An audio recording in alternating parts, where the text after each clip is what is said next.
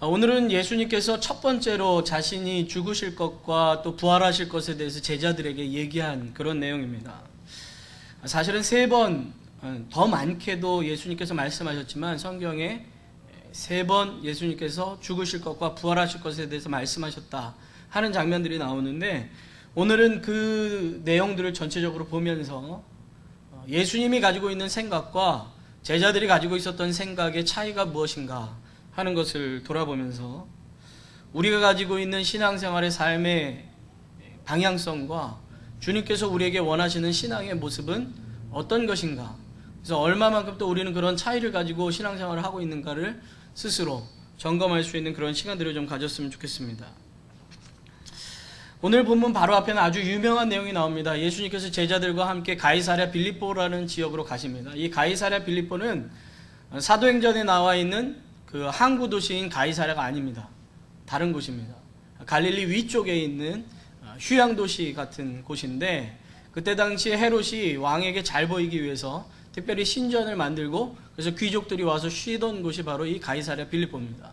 그러니까 거기에 딱 가면 벌써 딱 보이는 게 뭐냐면 신전이 보이고 왕을 위해서 세워놓은 건물들이 웅장하게 보이는 그런 곳입니다. 예수님이 제자들을 데리고 거기를 가신 거예요. 그러니까 이방신을 섬기는 곳이 있는 거죠. 그런데 그곳에서 예수님께서 제자들에게 물어봅니다. 야, 사람들이 나를 누구라고 하느냐? 라고 질문합니다. 그러니까 제자들이 이렇게 얘기해요. 뭐 예레미야라고도 하고 세례 요한이라고도 하고, 한마디로 말해서 예수님을 뭐라고 하느냐면 선지자라고 이야기하고 있다는 거예요. 하나님의 뜻을 전하는 선지자. 그러니까 예수님께서 제자들에게 물어보십니다. 그러면 너희는 나를 누구라고 하느냐? 너희는 나를 누구라고 생각하느냐? 나를 어떤 이라고 생각하느냐? 라고 물어보십니다. 그러니까 베드로가 아주 멋있는 말을 하죠. 주는 그리스도시요 살아계신 하나님의 아들이시니이다. 다른 사람들은 선지자로 볼지 모르지만 나에게는 주님이시고 하나님의 아들이시고 메시아이십니다 라고 고백했다는 거예요. 그러니까 예수님도 너무너무 기쁘셔가지고 말씀하십니다. 바요나, 바라는 건 누구누구의 아들이라는 거예요. 그러니까 요나의 아들, 다른 표현으로 하면 요한의 아들이라는 표현입니다. 그러니까 요한복음에 요한의 아들 나오잖아요. 요한의 아들이라는 뜻이에요. 요한의 아들 시몬아, 바요나, 시몬아, 너는 참 행복한, 복된 자다, 행복한 자다. 이것은 너의 지식에서, 너의 머리에서 나오는 것이 아니고 하나님께서 너에게 가르쳐 주셔서 할 수 있는 이야기다.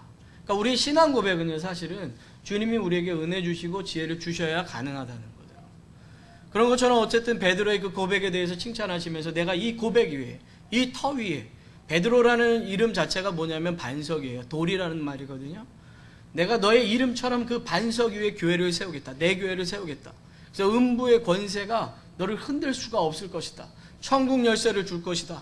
그래서 하늘에서 열리면, 네가 열면 하늘에서도 열릴 것이다 라는 것을 이야기하는 겁니다. 이게 교회의 사명이라는 거죠. 어쨌든 이 칭찬을 하시고 나서 예수님께서 이제 이렇게 생각하신 거겠죠. 야, 이 녀석들이 이제 좀 깨달아 알았구나. 내가 누군지 알았구나.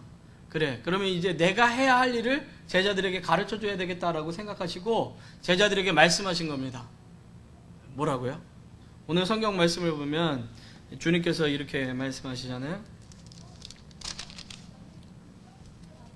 21절에 이렇게 얘기합니다.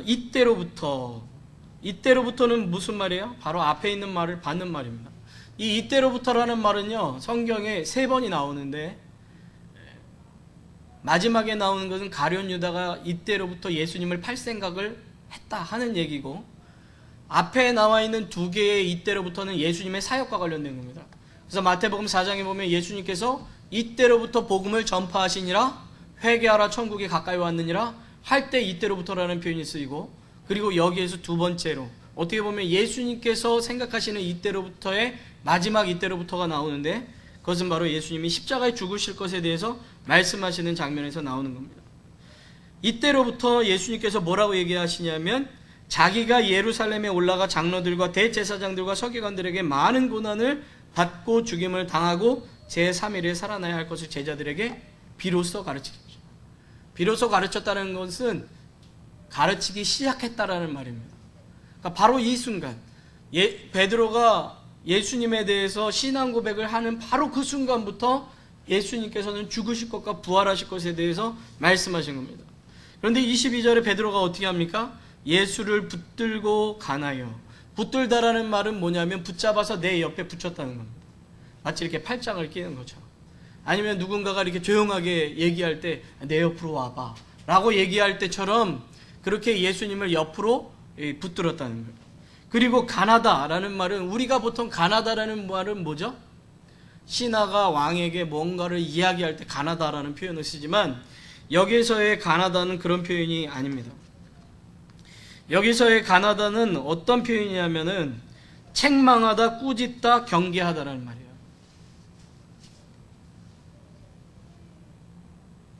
제자인 베드로가 예수님을 자기 옆에다가 데려다 놓고 책망하고 꾸짖는 겁니다. 마치 아들이 아버지 이쪽으로 잠깐만 오세요, 그런 식으로 말하시면 안 되죠. 이렇게 얘기하는 거랑 똑같단 말이에요. 베드로가 예수님을 자기 옆에 탁 데리고 와서, 예수님, 절대로 그런 일이 있을 수 없습니다. 그런 일은 있어서도 안 됩니다. 예수님께 그런 일이 있지도 않을 겁니다 라고 얘기를 했다는 거예요. 예수님께서 이 땅에 오신 목적을 이야기하고 있는데 예수님을 메시아로 믿고 있는 제자는 오히려 예수님이 하실 일에 대해서 책망하는 겁니다. 그런 식으로 하면 안 됩니다, 이렇게 얘기하는 거예요. 공손한 표현이 아니라는 거예요. 그러니까 예수님께서 그 얘기를 듣고 뭐라고 말씀하세요? 사단아, 내 뒤로 물러가라, 너는 나를 넘어지게 하는도다, 이렇게 얘기하시는 거예요. 바로 앞에 뭐라 그랬는데요? 야, 넌 반석이야, 막 이렇게 얘기했는데, 여기서 넘어지다라는 말은 다른 원래 원어로는 거침돌이 되다라는 표현입니다. 아까는 뭐였어요? 교회를 세우는 반석이었어요, 말 잘했을 때는. 근데 지금은 어떻게 되는 거예요? 거침돌이 돼버린 거예요, 한순간에. 그의 고백은 하나님께서 주셔가지고 반석과 같은 이야기를 했는지 모르겠지만 지금 그의 행동은 오히려 예수님이 가야 할 길, 구원을 베풀어야 할 그 길에 대해서 거침돌이 되는 그런 자가 되어 버렸다는 거죠. 예수님께서 이 땅에 오신 목적에 대해서 뭐라고 말씀하십니까? 양으로 생명을 얻게 하기 위해서라고 말씀하십니다. 자기의 죽음을 통해서 인간의 죄로 말미암아 파괴된 자연의 질서와 우주 만물을 회복시키시고 인간들을 죄와 사망에서부터 구원해낼 것을, 자기가 죽어야 인간의 죄가 사해지고 자기가 부활해야 우리도 부활의 소망을 가질 수 있다는 것을 아시기 때문에 그것을 제자들에게 이야기했는데도 불구하고 제자들은 그것을 깨닫지 못하는 거죠. 예수님은 자기 자신이 이 땅에 오셔서 속죄제의 죄물과 화목제의 제물이 되셔야 된다는 것을 분명히 알고 말씀하셨음에도 불구하고 제자들은 그렇게 생각하지 않았다는 거죠. 그것에 대해서 예수님께서 뭐라고 말씀하십니까? 야, 너는 어떻게 하나님의 일을 생각지 않고 사람의 일을 생각하느냐, 이렇게 말씀하세요. 우리가 얘기할 때는 이렇게 얘기해야 되지 않아요? 사단아 물러가라 그랬으니까 너는 왜 사단의 일을 생각하니? 라고 얘기해야 될 것 같지 않아요? 그런데 예수님은 사단의 일이라 그러지 않고 사람의 일이라고 생각합니다. 왜요? 사람의 생각이 다 이렇거든요.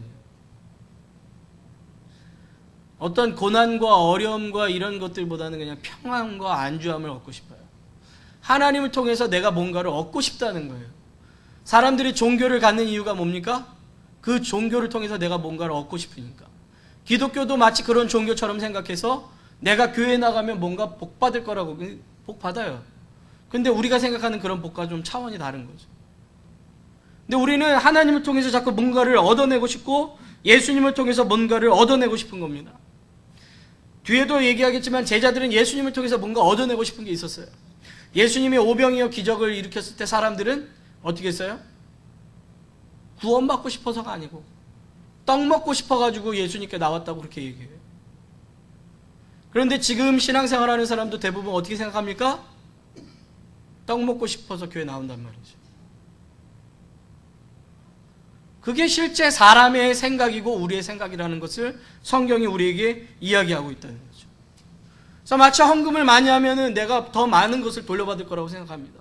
안 그래요. 복채내는 게 아니라는 거죠. 헌금이. 내가 봉사를 많이 하면 그것으로 인해서 내가 많이 돌려받을 거라고 생각해요. 아니라고 분명하게 제가 말씀드릴게요. 아니에요. 제가 지난주에도 임직자들 훈련시킬 때 말씀드렸지만 우리가 하나님 앞에 봉사하는 이유는 이미 복 받은 자이기 때문에 그렇습니다. 예수 그리스도로 말미암아 구원받은 것이 감사해서 예물도 드리고 하나님 앞에 감사함으로 봉사하는 거지, 내가 이만큼 하면 더 이만큼 받겠지가 아니라는 거예요. 그렇게 생각하는 거는요, 다른 종교랑 똑같아요. 그냥 다른 종교 믿는 게 더 편해요. 왜요? 돈만 내면 끝나지. 뭐 여기 주일날 이렇게까지 와서 할 필요 없잖아요. 이렇게까지 쎄빠지게 일할 필요 없잖아요. 오히려 그렇게 되면 어떻게 되는 줄 아십니까? 봉사했는데 잘 안 돼요. 그럼 하나님 이럴 수가 있어요? 이렇게 된다. 기독교의 신앙은 전혀 그런 것과 상관이 없다라는 거죠. 그래서 예수님께서 뭐라고 말씀하십니까? 예수님을 믿는 자의 삶은 아무든지 나를 따라오려거든 자기를 부인하고 자기 십자가를 지고 나를 쫓을 것이니라 이렇게 말씀하세요. 말씀 잠깐 한번 보여주세요. 네, 우리 다 같이 한번 읽어볼까요? 시작.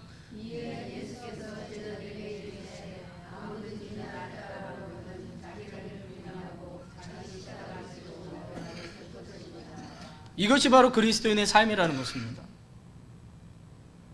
자기를 부인하는 것, 그리고 예수 그리스도를 따라가는 것.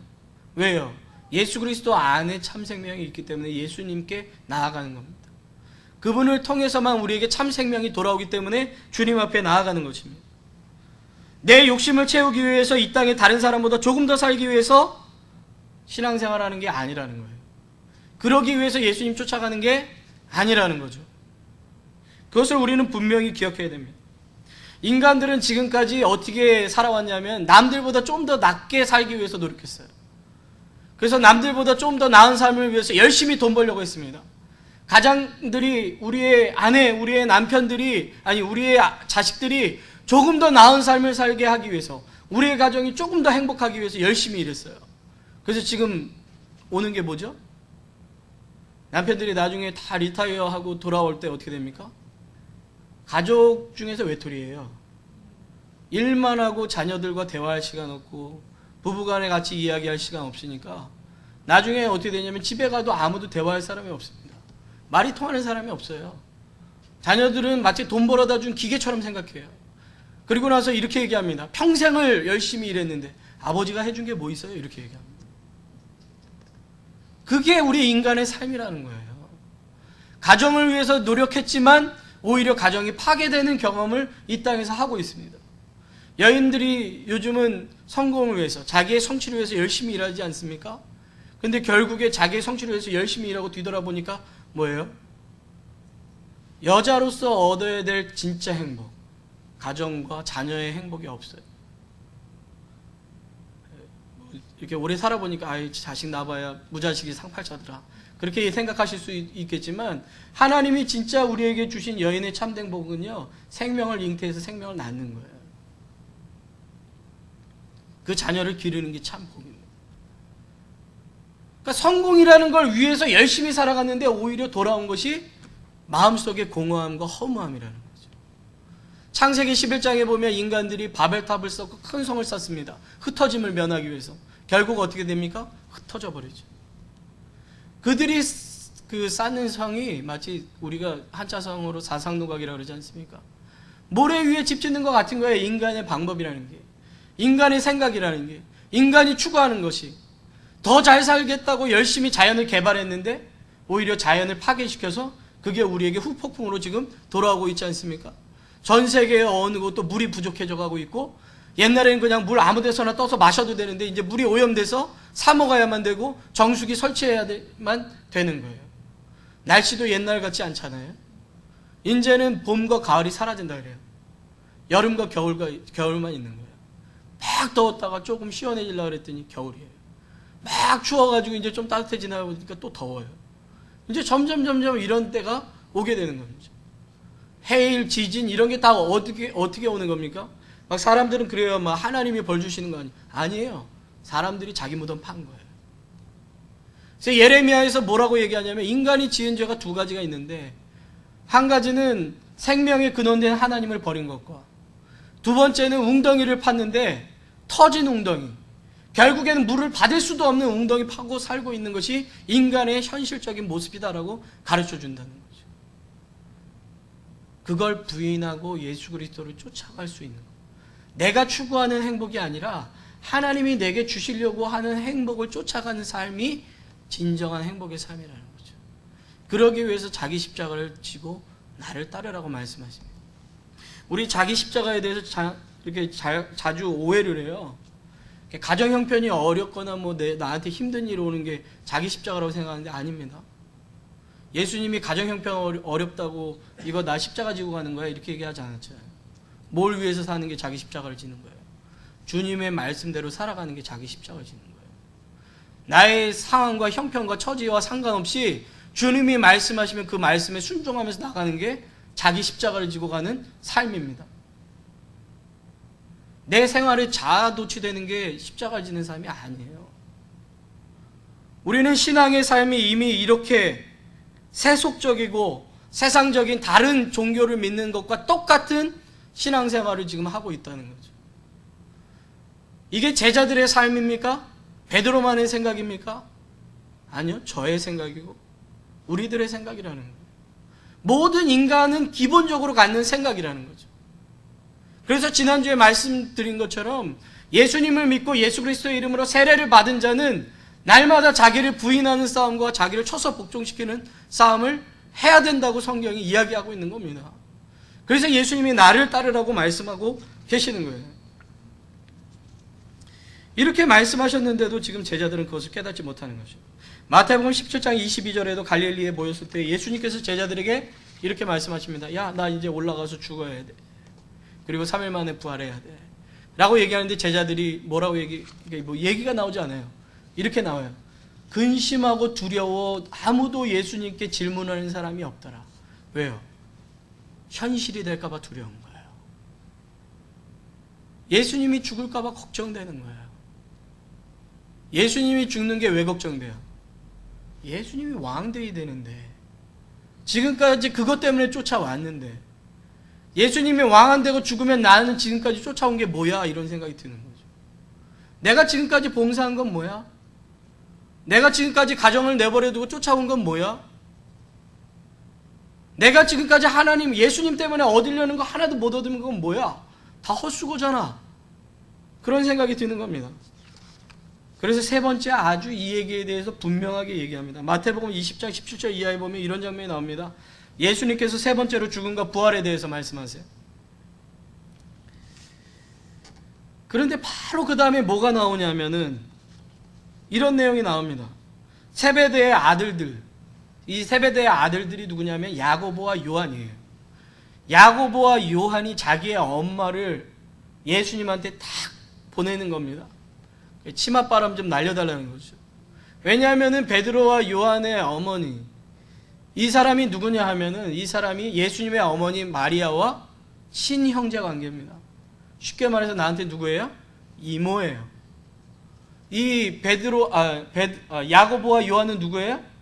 이종 사촌간이에요, 지금. 근데 자기가 직접 얘기하기 뭐하니까 이 엄마 옆구리 쿡쿡 찔러가면서 엄마 얘기 좀 해주세요. 이렇게 얘기하는 거죠. 요즘도 엄마한테 부탁하면 다 된다라고 생각한 거죠. 마마보이였는지. 가톨릭도 그렇게 생각해요. 그래서 어떻게 생각하냐면 예수님한테 직접적으로 기도하는 것보다 예수님의 어머니인 마리아를 통해서 얘기하면 더 빠르겠다 라고 생각한 거예요. 그래서 기도를 누구한테 해요? 예수님한테 하지 않고 마리아한테 하는 거예요. 그러니까 이 사람들도 지금 그러고 있는 겁니다. 그러니까 이 살로메가 가가지고 얘기하는 거예요. 아유, 제 아들 아마 이렇게 주님 이렇게 얘기하지 않았을지도 몰라요. 야야 조카야 뭐 이렇게 얘기했을지도 몰라요. 너 지금까지 열심히 쫓아왔는데 어업도 때려치고 지금 온 거 알잖아. 아버지도 버리고 온 거 알잖아. 왕위에 올라가실 때 제 아들들을 좌우편에 두게 해주세요 라고 얘기하는 겁니다. 지금 바로 무슨 얘기했는데요? 나 십자가에 죽어 그 얘기했는데 세 번째는 아주 분명하게 얘기하셨어요. 십자가에 못 박혀 죽을 거라고 얘기했는데 바로 그때 엄마들 대동해가지고 저 좌우편에요. 그러니까 지금까지 뭘 위해서 배를 버려두고 그물을 버려두고 쫓은 거예요. 마가복음에 보면 곧 주님을 따랐더라. 되게 멋진 것 같죠? 아니에요. 뭔가 꿍꿍이가 있으니까 곧 버리고 가는 거예요. 맨날 어업하다가 이제 왕 옆에 장관하겠네. 그러니까 버리는 거예요. 뭐 그렇게까지 폄하할 건 아니지만 어쨌든 제자들이 지금 보여주는 모습은 그겁니다. 어머니를 통해서. 그러니까 다른 제자들이 어떻게 해요? 심히 노했다 이렇게 분노했대요. 왜 분노해요? 치사하게 반칙 썼잖아요 지금. 공정한 싸움을 해도 시원찮을 판에 인맥을 이용해가지고 반칙했잖아요. 그 얘기는 뭡니까? 자기들도 그 욕심이 있는 거예요. 제자들 중에 그 욕심 없는 사람이 없는 거예요. 다 그 욕심 때문에 예수님 쫓아간 거예요. 그게 우리의 삶이라고 이야기하는 겁니다. 그게 우리의 신앙의 모습이라고 얘기하는 겁니다. 그런데 그렇게 살면 안 된다고 오늘 이야기하고 있는 거죠. 성경에서. 예수님은 우리에게 뭐라 말씀하시는가? 한번 성경 말씀 보겠습니다. 마태복음 20장 26절부터 28절 우리 같이 한번 읽어보겠습니다. 시작. 너희 중에 누구든지 크고자 하는 자는 너희를 섬기는 자가 되고 너희 중에 누구든지 으뜸이 되고자 하는 자는 너희 종이 되어야 하리라. 인자가 온 것은 섬김을 받으려 함이 아니라 도리어 섬기려 하고 다음이요. 인자가 온 것은 섬김을 받으려 함이 아니라 도리어 섬기려 하고 자기 목숨을 많은 사람의 대속물로 주려 함이니라. 예수님께서 자기가 오신 뜻을 분명하게 다시 한번 제자들에게 밝힙니다. 그리스도인의 삶이 뭐래요? 섬기는. 예수님이 이 땅에 오신 모습이 뭐래요? 내 목숨을 줘서 너희들 살리는 거. 그리스도인이 살아가는 모습이 뭐래요? 내가 희생해서 다른 사람이 살아가는 게 그리스도인의 삶이라는 거예요. 그런데 우리는 어떻게 하려고 그러죠? 다른 사람이 희생해서 나 섬겨주기를 원하고 다른 사람들 앞에서 내가 좀 떵떵거리고 싶은 그런 욕심이 있지 않습니까? 보란듯이 자랑하면서 살고 싶은 그런 모습들이 있지 않습니까? 아니 그냥 당당하게 보란듯이 사는 게 나쁘다는 걸 얘기하는 게 아니에요. 예수님의 능력을 이용해서 내가 그렇게 살려는 게 나쁘다는 거지. 그러니까 간디 같은 사람도 이렇게 얘기하는 거예요. 난 성경 존중한다. 예수님이 하신 말씀 다 좋아한다. 그런데 교회와 그리스도인들은 존중하지 않는다라고 얘기하는 거예요. 왜요? 말은 늘 이렇게 얘기하잖아요. 지금 제가 얘기한 거죠. 저도 마찬가지죠. 설교단에서는 마치 제가 그렇게 살아가는 것처럼 여러분에게 이렇게 큰 소리 치면서 얘기하지만 저는 사실 삶 속에서는 그렇게 살지 못하니까. 그러나 우리가 진짜 바라봐야 될 삶이 무엇인가 하는 것을 성경은 우리에게 분명하게 이야기하고 있는 거죠. 저와 여러분의 삶은 어디에 가깝습니까? 예수님께서 말씀하신 삶에 가깝습니까? 아니면 베드로와 제자들이 보여주시는 그런 생각과 사고방식, 그런 신앙의 모습을 가지고 신앙생활을 하고 있습니다.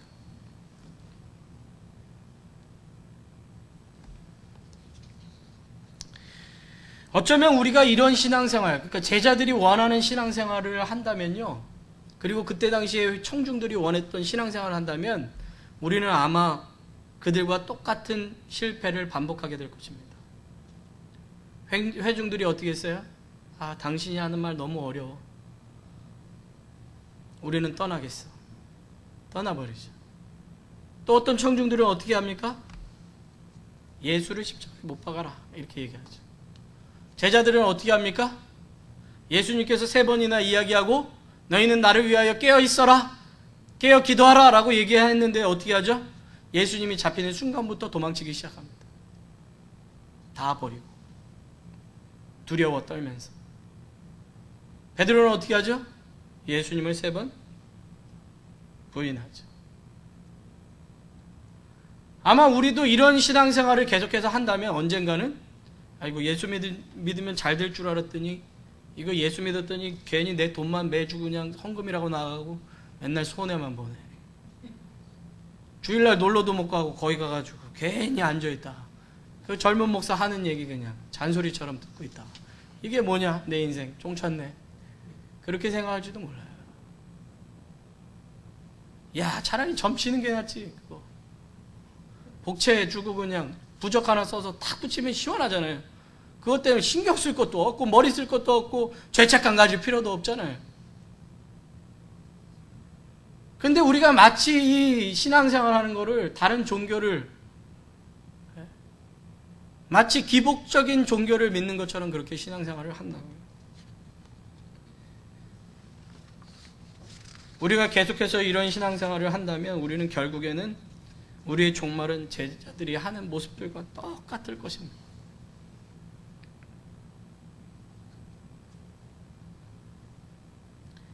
이것이 사순절날 우리가 돌아봐야 될 우리의 모습이에요. 예수 그리스도께서 십자가를 지고 가시면서 우리에게 말씀하시네요. 너희는 나를 따라오라. 십자가 지기 전에 제자들의 발 다 씻기면서 뭐라고 말씀하시죠? 너희는 나를 주라. 또는 선생이라. 라고 얘기했는데 나는 너희들의 발 씻겼다. 너희들도 이와 같이 하라. 라고 말씀하시잖아요. 이게 그리스도인의 삶이래요. 그것을 주님께서 직접 보여주셨다는 거죠. 이것이 우리가 추구해야 될 삶이라는 거죠. 아까도 말씀드렸지만 인간의 본 모습이 그렇지 못하기 때문에 우리가 완벽하게 주님을 그렇게 따르지 못한다 할지라도 우리는 우리의 삶의 방향이 무엇인지를 알아야 된다는 거죠. 그런데 참 놀라운 건 뭐냐면 참 감사한 건 무엇이냐 하면 제자들이 이런 동기로 따라왔고 예수님을 버리고 도망쳤음에도 불구하고 부활하신 주님께서 그들을 찾아오시고 그분께서 그들의 마음을 바꿔주시고 성령을 보내주셔서 새 삶으로 살게 해주셨다는 거죠. 제자들이 열심히 나 바꿔야지가 아니고 부활하신 주님이 오셔서 만나주시니까 그들의 삶이 그렇게 변화됐다는 거죠. 저는 이 사순절과 부활절을 통해서 저와 여러분들이 그렇게 됐으면 좋겠어요. 부활하신 주님께서 여러분을 찾아오시고 여러분을 만나주시고 성령께서 여러분들에게 임하여 주셔서 우리가 지금까지 쫓아왔던 삶이 아닌 주님께서 우리를 이끄시기 원하시는 모습으로 우리를 만들어 주시기를 원하는 거죠. 저와 여러분들이 그것을 위해서 좀 기도했으면 좋겠어요. 이 사순절 동안에. 주님, 내가 생각한 건 사실 이런 모습입니다. 그러나 주님이 원하시는 모습은 이런 모습인데 나는 그 모습을 쫓아갈 자신도 없고 그 모습으로 변화될 능력도 없습니다. 그러나 부활하신 주님이 제자들을 변화시켜 주셨던 것처럼 부활하신 주님이 나에게 나타나 주시고 나를 만나 주시고 말씀하여 주시고 부활하신 주님께서 성령을 보내주셔서 제자들을 변화시켜 주셨던 것처럼 저에게 성령을 보내주시고 저에게 변화시켜 주십시오. 그래서 내가 진짜 예수님 말씀처럼 섬기는 자, 십자가를 지고 주님을 쫓는 자로 살아가게 해주십시오. 라고 기도했으면 좋겠습니다. 그것이 사순절에 저와 여러분의 기도가 됐으면 좋겠고 그리고 그 기도가 응답되어서 저와 여러분들이 부활하신 예수님을 다 만나고 경험하는 이 사순절과 부활절이 되기를 주님의 이름으로 축원합니다.